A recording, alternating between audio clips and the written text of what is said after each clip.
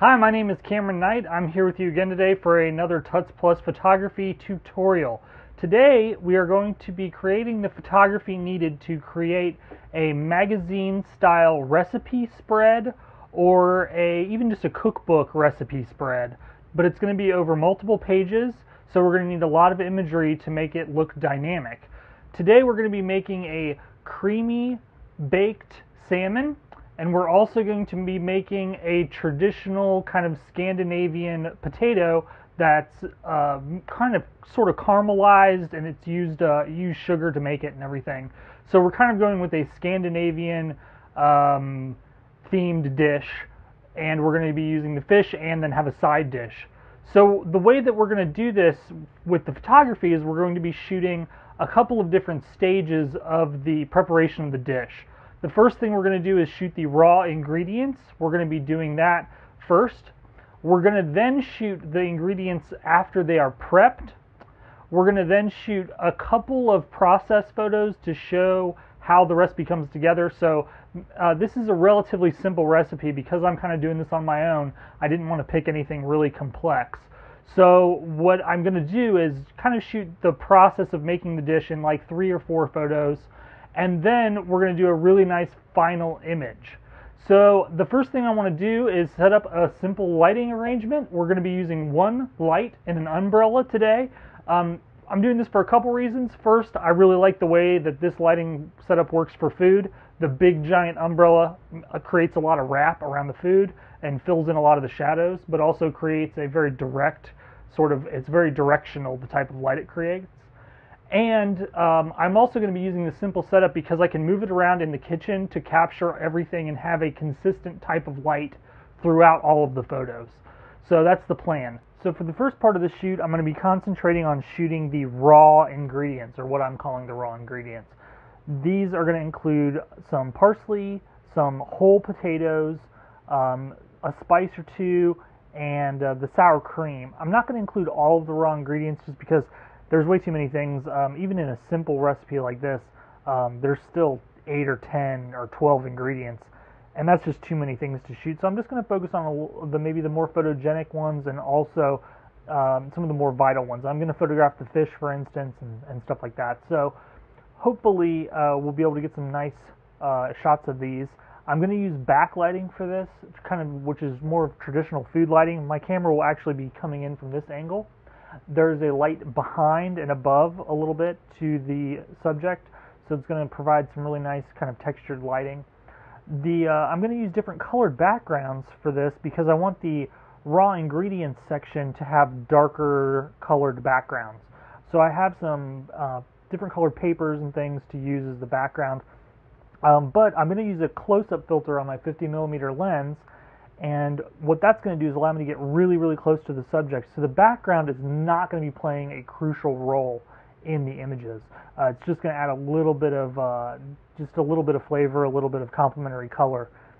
So that's the plan for that.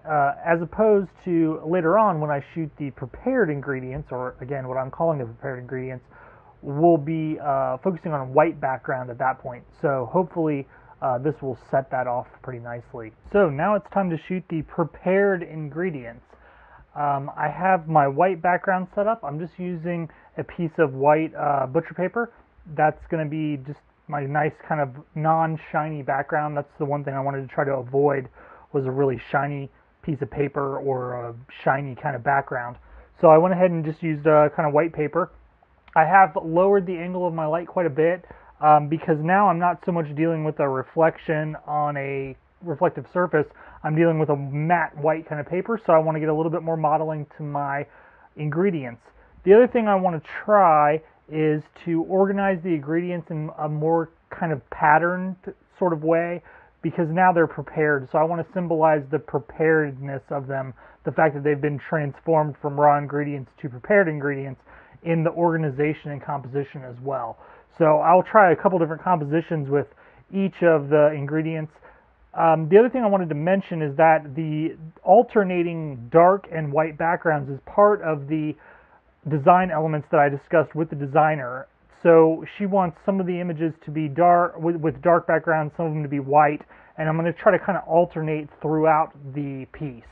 So that's sort of the idea behind doing a white and a dark background. The other thing I want to mention too is that some of the ingredients, like spices, for instance, they're not necessarily raw or prepared. I mean, spices are already prepared for the most part. So I'm actually going to shoot these in both situations. I shot them on the dark background already. I'm going to go ahead and shoot them on the white as well, and that will give the designer options. When you're working with a designer, it's really important to try to give them as many options as you can. So if she wants to include this as part of the prepared, she can do that. If she wants to include it as part of the raw ingredients, she can do that. So I'm going to go ahead and shoot this, shoot the variety of ingredients here. And I have some graphic kind of representations that I'm going to use for, especially like the lemon juice. I have to use lemon juice in this, so I'm going to use a actual teaspoon or tablespoon to indicate that I'm squeezing the lemon. So that'll be a good kind of thing to represent it.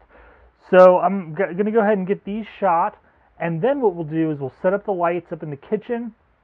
Because my kitchen isn't necessarily chef spec or anything, it's not anything really impressive, I'll try to keep those shots kind of tight so as not to like let the environment add anything to the images.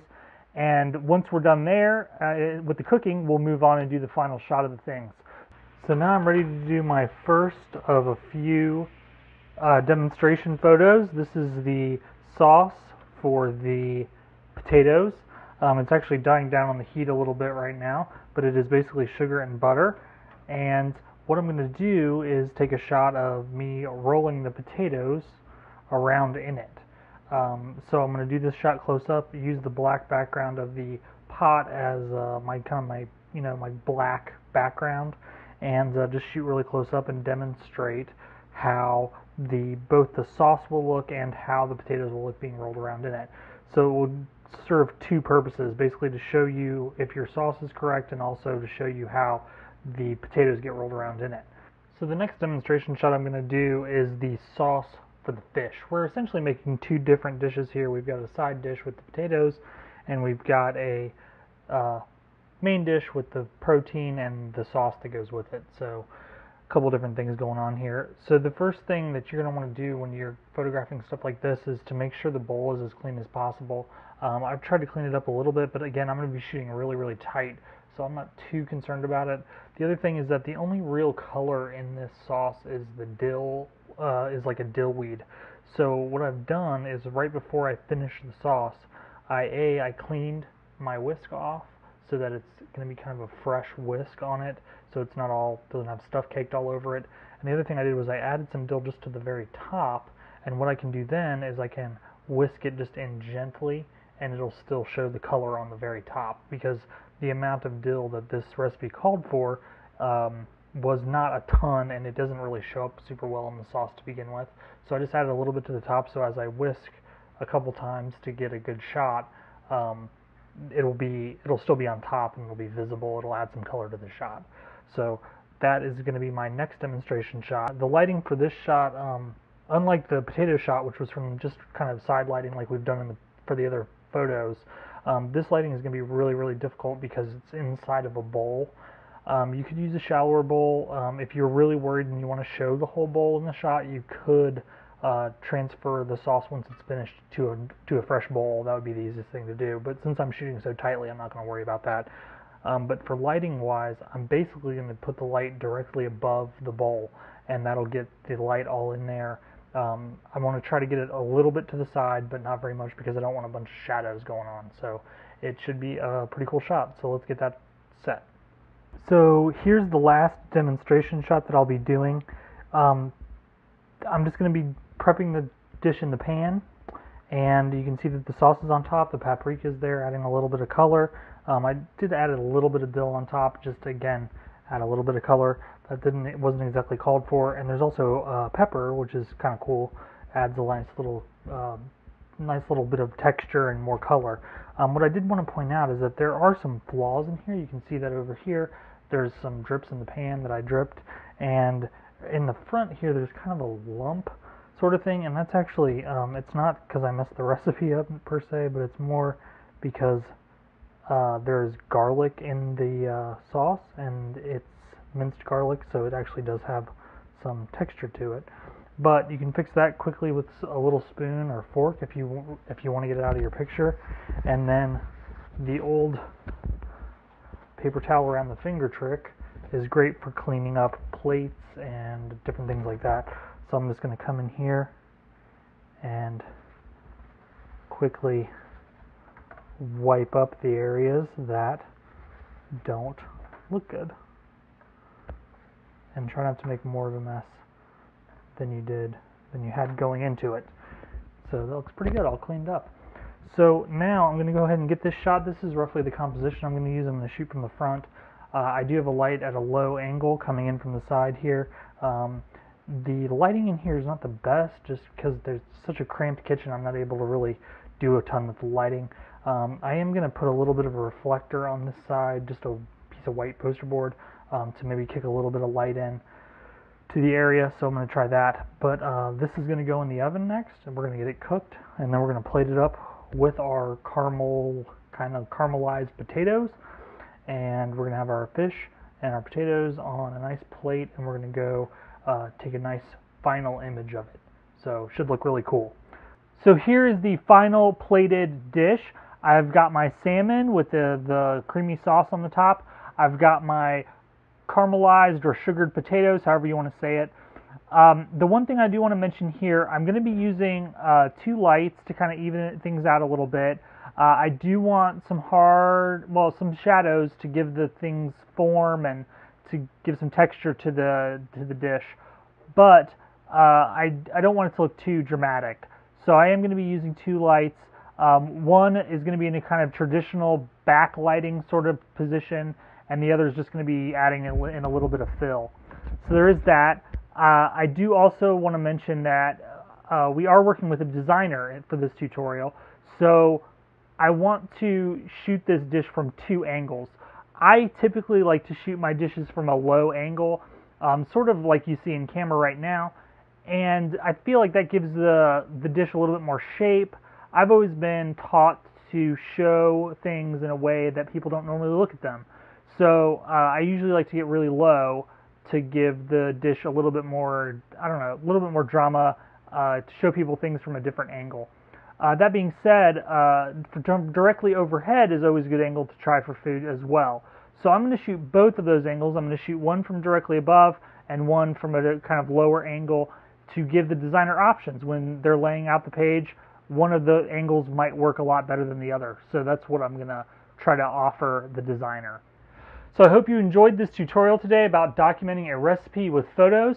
I found that really, really interesting to try to document the whole process of making a dish. I've done a lot of food photography in the past, but I've not done a lot of recipe photography, and it's a completely different kind of thing. Not only that, but working with a designer who these photos will now be passed on to do her design, is a completely new experience for me with food photography. Working with a designer is really interesting and really fun. I worked in newspapers for many, many years. I still work in newspapers. And working with designers can be an interesting challenge. You're blending your skills with the skills of someone else. The same artistic skills that go into your photography go into the work of a designer.